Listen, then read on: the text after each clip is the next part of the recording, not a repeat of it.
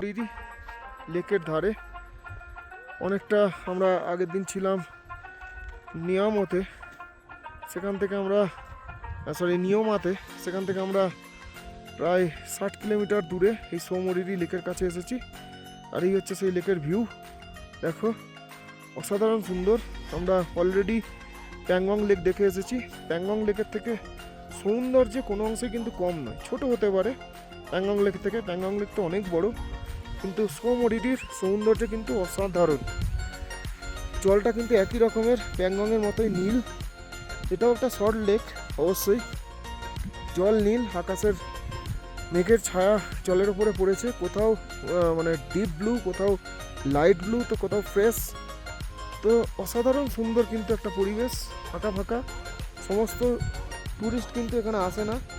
প্যাংগং লেকে যতটা কনজেস্টেড, এখানে কিন্তু সেরকম নয়, অনেকটা বেটার, ফাঁকা ফাঁকা। হিমালয়ের বুকে এরকম ধরনের লেক প্রচুর রয়েছে, যার মধ্যে সৌমরিরি অন্যতম।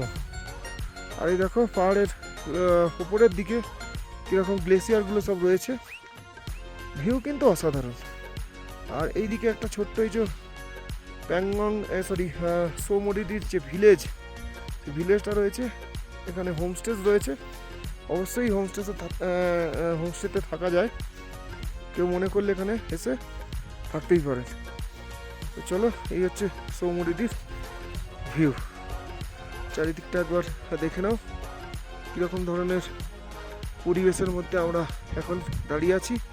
আর এই হচ্ছে আমার বাহন, যাকে নিয়ে লাদাখ এসেছি, আর এই সৌমরিরি ধারে চলে এসেছি।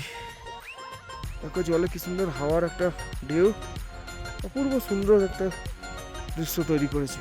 তো চলো, থ্যাংক ইউ ভিডিওটা দেখার জন্য।